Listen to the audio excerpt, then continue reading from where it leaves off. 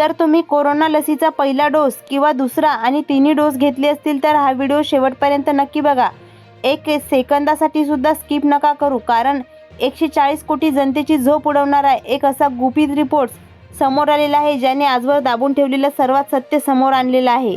2019 मध्ये जेव्हा हा भयानक कोरोना व्हायरस आला होता तेव्हा खबरदारी म्हणून सर्वांनीच लस टोचून घेतली, पण अवघ्या काही महिन्यातच घाईघाईत तयार केलेल्या या लसीमुळे त्यावेळी अनेकांना प्रचंड ताप येत होता, शरीरात त्रास होत होता आणि तिथूनच या लसीवर मोठे संशय निर्माण झाले होते. आता तब्बल 7 वर्षांनंतर असा कोणता गुप्त रिपोर्ट समोर आलेला आहे, या रिपोर्टमध्ये असा कोणता धक्कादायक खुलासा झालेला आहे जो आजपर्यंत तुमच्यापासून लपवून ठेवला होता आणि त्या सत्याचा तुमच्या शरीरावर काय परिणाम होणार आहे. हे धक्कादायक सत्य काय आहे ते अगदी सोप्या भाषेत समजून घेण्यासाठी व्हिडिओ अजिबात स्किप न करता शेवटपर्यंत नक्की बघा.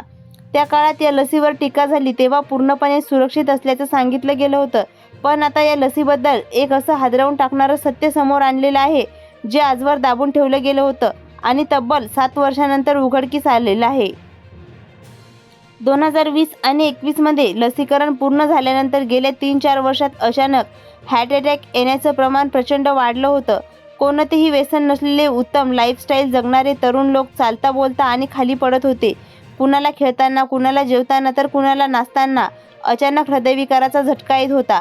लसीमुळे हे हार्ट अटॅक येत होते का यावर गेल्या 4 वर्षापासून सतत संशोधन सुरू होतं, पण आता रिसर्चनंतर एक वेगळीच धक्कादायक माहिती समोर आलेली आहे ज्यांच्यामुळे गुजरातमध्ये 2च दिवसात 22 पेक्षा जास्त गंभीर प्रकरण समोर आलेली आहेत. एवढंच नाही तर पुणे आणि नागपूरमध्येही या आजाराचा प्रसार झाल्याची माहिती समोर येत आहे.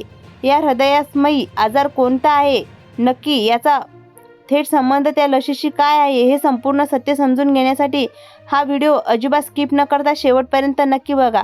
अवघ्या 48 तासात 500हून अधिक नवीन केसेस वाढल्यामुळे संपूर्ण देशात प्रचंड खळबळ उडाली आहे. कालपर्यंत लोकांचे लक्ष फक्त अचानक येणाऱ्या हार्ट अटॅकवर होते, पण आता एक त्यातूनही भयानक आणि धोकादायक प्रकार समोर आलेला आहे. आरोग्य मंत्रालयाच्या एका अत्यंत गुप्त रिसर्च रिपोर्टमधील ही धक्कादायक माहिती समोर येतच लस घेतलेल्या प्रत्येक नागरिकांच्या काळजाचा ठोका चुकलेला आहे. 2019 मध्ये कोरोनाला रोखण्यासाठी ज्या लोकांनी लस घेतली, मग ती पहिला डोस असो वा दुसरा असो की बूस्टर डोस असो, त्यांच्यासाठी हा रिपोर्ट एक मोठा इशारा मानला जात आहे.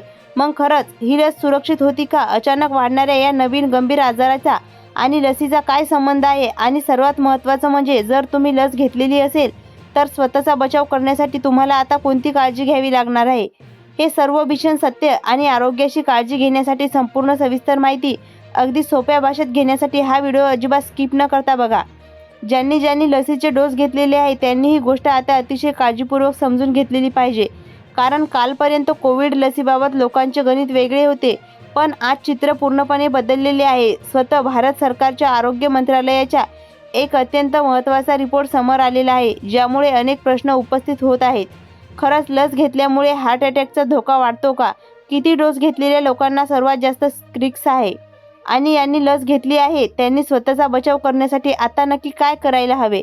सुरुवातीपासून असा आरोप केला जात होता की ही लस अतिशय घाईगडबडीत तयार करण्यात आली होती. मग या अधिकृत अहवालात नक्की काय सत्य उघड झालेलं आहे?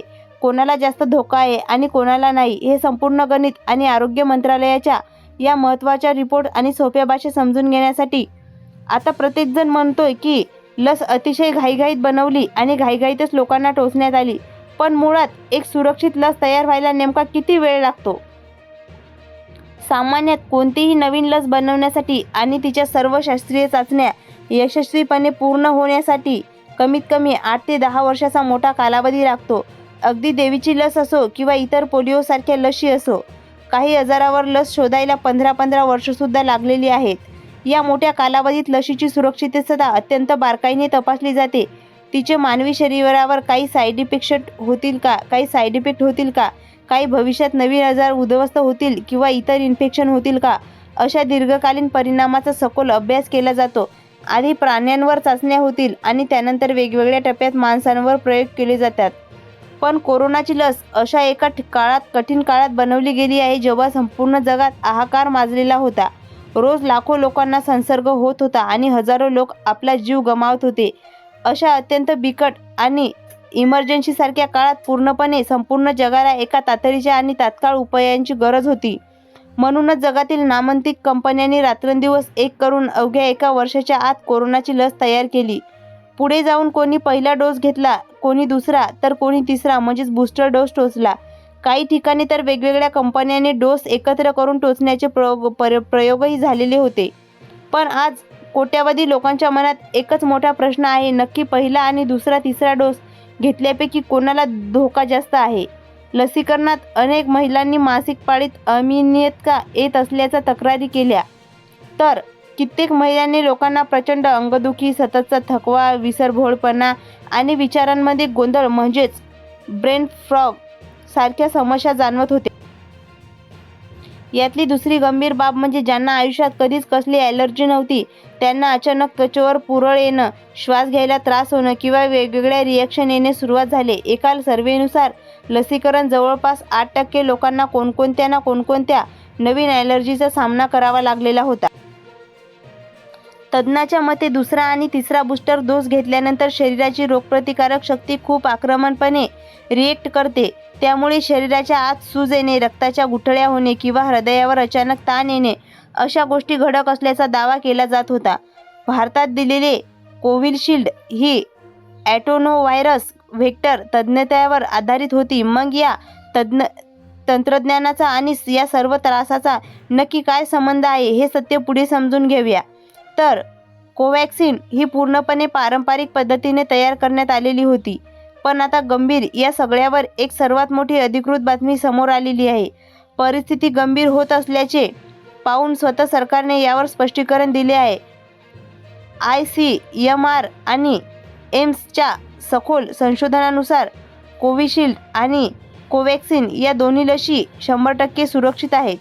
या लसीमुळे कोणतेही जीवघेणा दुष्परिणाम होत नसून उलट या लशींनी देशातील कोट्यावधी लोकांचे प्राण वाचवलेले आहेत. त्यामुळे सोशल मीडियावर पसरणाऱ्या कोणत्याही अफवांवर आणि भिंतीवर अजिबात विश्वास ठेवू नका. मग एक जबाबदार नागरिक म्हणून आज आपण नक्की काय केलेले पाहिजे? जर तुम्ही कोरोनाच्या काळात पहिला किंवा दुसरा बूस्टर डोस घेतलेला असेल आणि मनात थोडी जरी भीती शिल्लक असेल तर अजिबात घाबरू नका. शास्त्रीयदृष्ट्या पाहिले जर तुमच्या शरीराशी आणि आरोग्याची काळजी घेणे पूर्णपणे तुमच्या हातात आहे. यासाठी सर्वात पहिले पाऊल म्हणजे सोशल मीडियावरील अर्धवट माहितीवर आणि दिशाभूल करणाऱ्या अफवांवर डोळे झाकून विश्वास ठेवणे त्वरित बंद करा. हा महत्त्वाचा आणि दिलासदायक संदेश तुमच्या प्रत्येक मित्रांपर्यंत आणि कुटुंबापर्यंत नक्की शेअर करा. जर तुम्हाला छातीमध्ये वेदना होणे, अचानक खूप घाम येणे, हवा, हातपाय दुखणे किंवा श्वास घ्यायला त्रास होणे असा कोणताही त्रास जाणवत असेल तर घरगुती उपचार करत न बसता तात्काळ जवळच्या हृदयविकार तज्ज्ञाकडे जाऊन तपासणी करून घ्या. दुसरी अत्यंत महत्त्वाची गोष्ट म्हणजे तुम्ही दैनंदिन जीवनशैली आणि खाण्यापिण्याच्या सवयी सुधारा.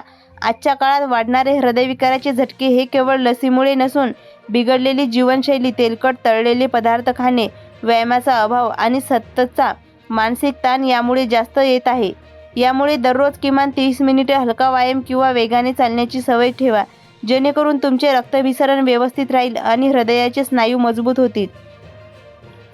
तिसरी गोष्ट म्हणजे दरमहा 6 महिन्यातून किंवा वर्षातून एकदा तरी आपली साधी ब्लड टेस्ट, कोलेस्ट्रॉल लेवल आणि ECG टेस्ट नक्की करून घ्या, ज्यामुळे या शरीरातील अंतर्गत बदलांची वेळेत माहिती मिळते. मित्रांनो, घाबरून जाण्यापेक्षा जागरूक राहणे हाच कोणत्याही आजारावर सर्वात मोठा उपाय असतो. आता मला तुम्हाला एक महत्त्वाचा प्रश्न विचारायचा आहे. कोरोनाच्या काळात तुम्ही नक्की कोणत्या कंपनीची लस घेतली होती? कोविशिल्ड की कोव्हॅक्सिन की दुसरी कोणती? आणि लस घेतल्यानंतर तुम्हाला शरीरातील काही वेगळे बदल किंवा त्रास जाणवला होता का? तुमचा अनुभव खाली कमेंट बॉक्समध्ये नक्की लिहून कळवा, कारण तुमच्या एका कमेंटमुळे इतर हजारो लोकांच्या महत्त्वाची माहिती आणि धीर मिळू शकतो. जर तुम्हाला ही माहिती उपयुक्त वाटली असेल तर हा व्हिडिओ तुमच्या नातेवाईकांना आणि मित्रपरिवारांना नक्की शेअर करा, जेणेकरून त्यांच्या मनातील भीती दूर होईल. आणि तुम्ही जर आपल्या OMT इन्फॉर्मेशन टेक चॅनलवर नवीन असाल तर चॅनलला आता सबस्क्राईब करा.